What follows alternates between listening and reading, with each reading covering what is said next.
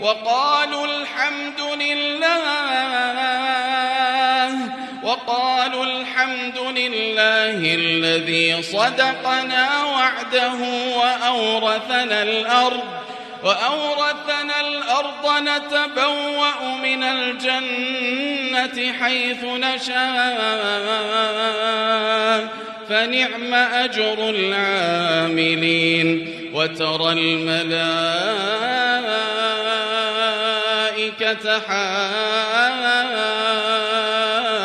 حافين من حول العرش يسبحون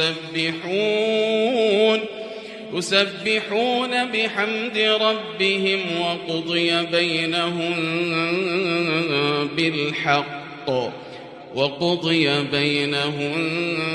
بالحق وقيل الحمد لله